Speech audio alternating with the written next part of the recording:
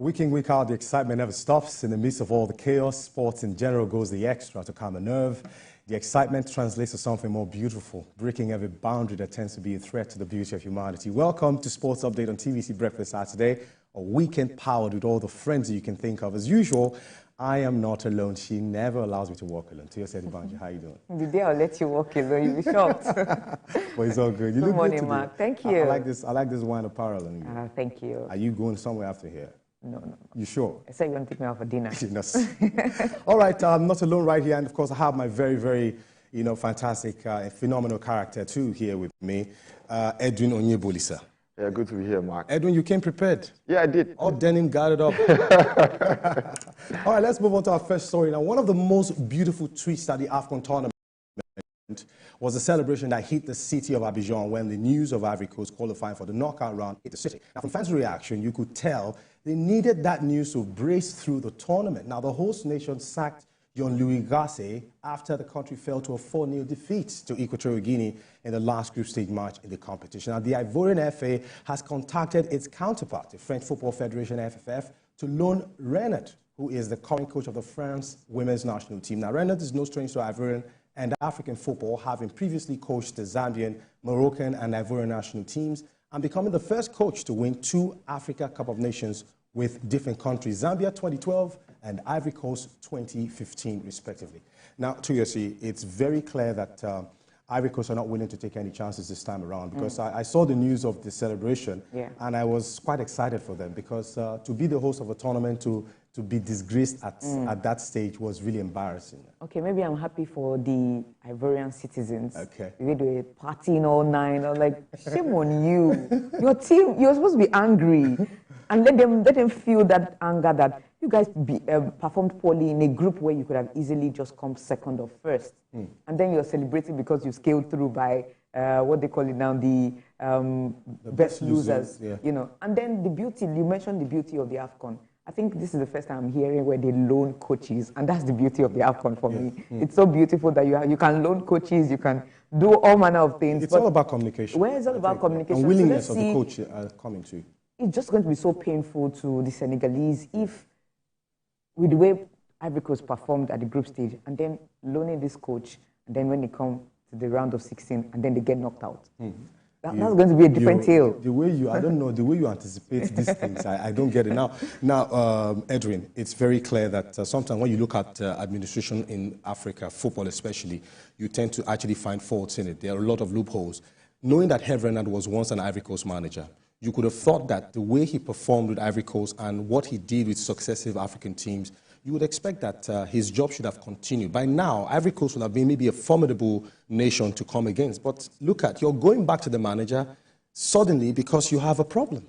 Also, don't forget that this manager has his own plans. Okay. It could be short-term plans, it could be long-term plans. And for him, winning the AFCON with Ivory Coast closed a chapter in his coaching career and moved on to other things. He took the French women national team to the World Cup, where they were eliminated in quarterfinal stages. Maybe he felt that, okay, while I have nothing to do with French national team, how about I render my service to a country that I once had success with? And that is why the Ivorians are exploring the opportunity to get Hervé Renard back in the side. So it's more of what the coach wants. Winning the AFCON with Ivory Coast in 2015 sort of closed a chapter. For him? Yeah, for him. Okay. Yeah. So you can basically blame him for that. All right, let's move on to our next story. Now, in the round of 16 fixtures, Angola, who finished top of Group D, will face Namibia, while Nigeria's Super Eagles are drawn against Cameroon's Indomitable Lions. Equatorial Guinea is scheduled to play Guinea, just as Egypt take on DR Congo. Cape Verde will lock hands with Mauritania, while Morocco, Mali will battle with South Africa and Burkina Faso, respectively. Now, the last 16 ties are scheduled to kick off Saturday, January 27, 2024. Now, it's right there on your screen, Nigeria, Cameroon, Angola, Namibia. Now, Edwin, which of the fixtures actually excites you the most? Of course, it is Nigeria versus Cameroon. Now, I know you want to bring the patriotism in, but we are still going to the Nigeria-Cameroon story. Yeah. Now, looking at this fixture, which team do you think might have an easy ride? Because we know some teams look like they might qualify, looking at them and how they've performed so far at the tournament. I think for for me, Cape Verde is another team to look out for. They just seem to be quietly doing their job. Yeah, they are. They are. The fact that they almost took Egypt to the cleaners, the fact that they almost ensured that either of Egypt or Ghana were eliminated, it's a testament to the quality in that side. So you might say, oh, who are the players they have? Who are the big names they have in this side? It's not. It goes beyond the big names, especially with African football.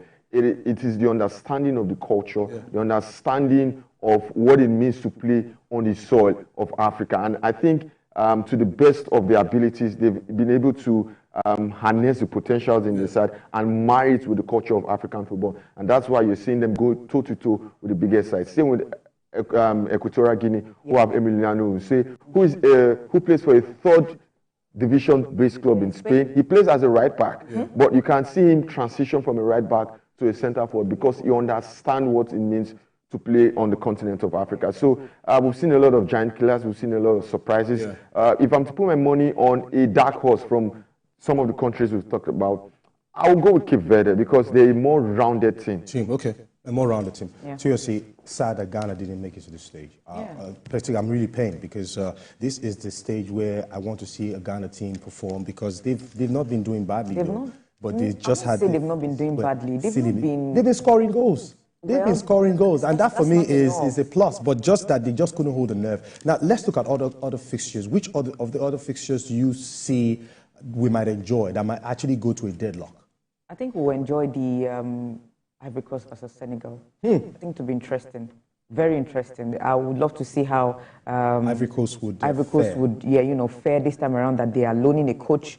Maybe it will help them boost their morale. They'll do better, and then come up against a Senegalese team that are, just like Edwin said, for Cape Verde, they are well-rounded from back to front, the defense, and don't forget that they were able to merge both experience and youth together. I think that was something the Ivorians wanted to copy, but they didn't do it so well. If you check their center back, they think they have 21-year-old and 23-year-old. You know, one plays for AS Roma under Jose Mourinho before he was sacked. But they were not able to get that mixture properly. It was a bit unbalanced. All right, we'll get to the others. Let's get down to the main story of the day. Now, 7 points, 3 goals scored, 1 goal conceded, and 9 shots on target. The Super Eagles qualified for the knockout stage where they take on the Indomitable Lions of Cameroon. Now, the neighboring countries endured widely different group stages with Super Eagles enjoying a cruise into the knockouts with victories over Ivory Coast and Guinea-Bissau. Cameroon, meanwhile, were on verge of a shock exit at the hands of Gambia when 2 stoppage time goals sent them through in dramatic fashion. There has been widespread criticism of the Super Eagles outing at the tournament, but conceding just 1 goal signifies that the defenders are doing a fantastic job. What do you think? I think we are making up for our poor and terrible attacking prowess. Come on. Yes, we make up for it. You had to use poor and terrible. It's the truth. We make up for it with defense, and we praise Pesero, praise the likes of Olaino and Co, Wabali. Yes, they did well. In the match, yes, they did well. But for how long can we go with the defensive mindset at every game and all the time? You need to play football. Look at the Moroccans. Yes, they conceded goals, but that doesn't stop them from playing how they should play. Yes, it's African football, but that doesn't mean you should not play the basics of football. Pass here, have the right common sense when you're in front of goal, the right person to pass the ball to, the cohesion and the cooperation you need from your wingers and to your striker. We barely have. I hear commentators being concerned that, oh, Nigeria needs a number 10, the number 10 that will come and change the game. But Iwobi is on the pitch, and it's supposed to be our number 10. So why are you asking for a different number 10? So that's the problem we've been having. Osimhen is upset. He has missed. I think we have the highest chances mixed in the competition. Yeah, the tournament. 13 chances mixed. That's big chances. That's to show you that we are not good attacking-wise. No, she just made a very valid point now. Is the pressure so much on Victor Osimhen as the African Footballer of the Year? Yes, it is. If I sit here and say, no, he doesn't need to prove anything to anyone, I'll be lying, because this is his first major tournament where he's spearheading the attack of the Super Eagles. But sometimes I think some of these criticisms are overboard and unfounded. If you cast your mind back to 2010, when Spain won the World Cup, they remained the World Cup champions who have scored the least amount of goals. They were winning 1-0, 1-0, 1-0, but they had a foundation, the base, which was the defense. And I think it's similar with the Super Eagles of Nigeria.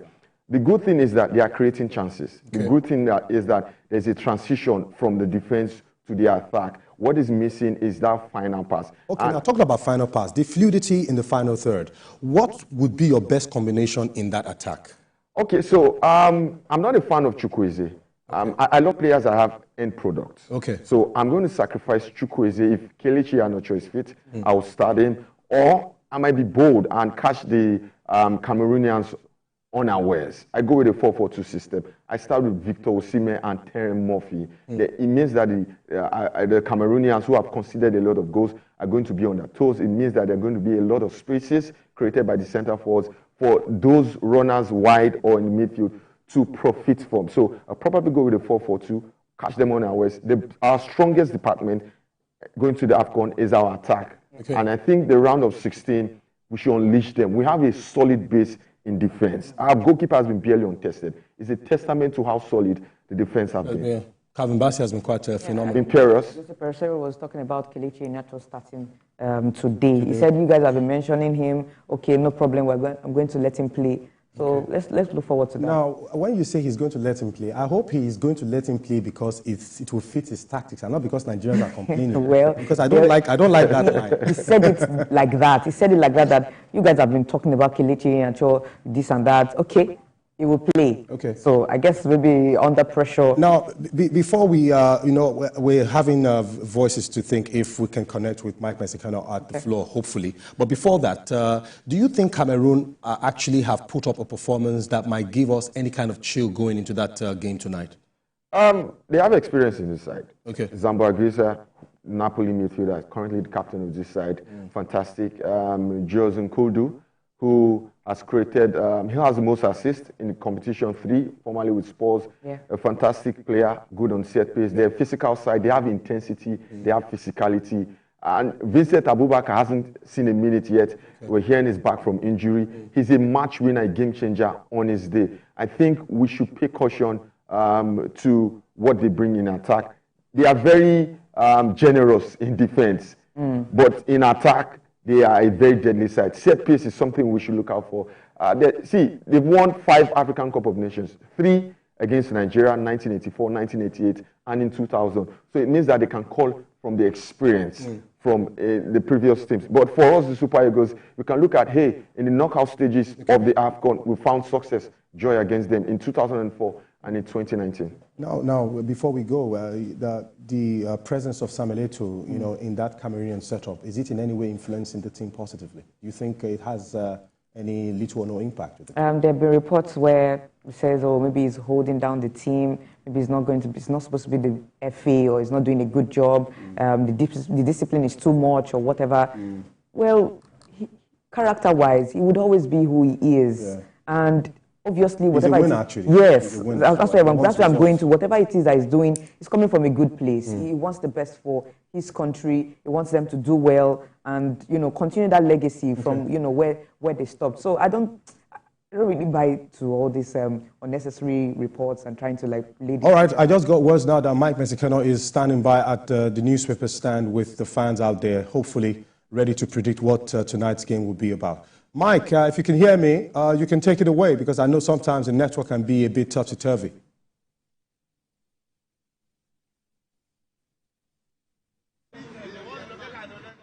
Yeah, you can go.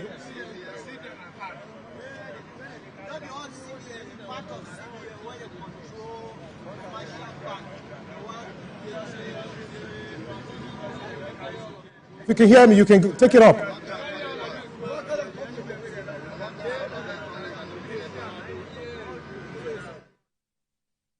All right, I think we're trying to establish connection there. It's looking a bit dicey. I really want to... And of course, we're taking a look at some of the papers here. Sporting Life is here. That's what we're starting with today. And we can see from Sporting Life here, where just at the top there, Klopp is set to leave Liverpool at the end of the season. That's what we have here.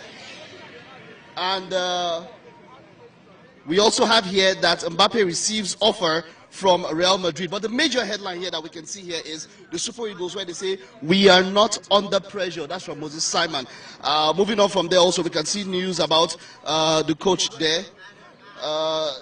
the Coach Pesero says Eagles still owed 258.8 million naira. I've got Israel here. We're talking about the headline now. You heard them earlier on. We're talking about Victor Osimhen. Is the pressure, what do you think about Victor Osimhen during this competition? Is the pressure getting to him? Okay, so I think the pressure is actually getting to him because, I mean, he's like the major player, he's the star player, and everybody has their eyes on him. And concerning that, he has not been so impressive this tournament. And playing against the Indomitable Lions of Cameroon is another heavy task on him. But I believe he's going to come through. I believe he's going to go through. But that particular statement of the Eagles are not under pressure is very wrong. I mean, it shows some sort of overconfidence on their own part. And the way they started this tournament has been very lackluster. I mean, the first match we played just 1-0. The next match, I mean, the first match we drew, I mean, against a team that were meant to have defeated like 4-0 or 5-0, we drew with them, and it's because of this overconfidence. The players are good, the players are okay, but that overconfidence has been what has been destroying them since the start of the tournament till now. All right, let's take a look at one more paper here. This is Predictor's View, and Predictor's View is talking about, of course, shows the AFCON FA Cup happening in England. Of course, Manchester City defeated Tottenham yesterday. It was 1-0 win. The first time in about 6 games that Manchester City will score a goal out.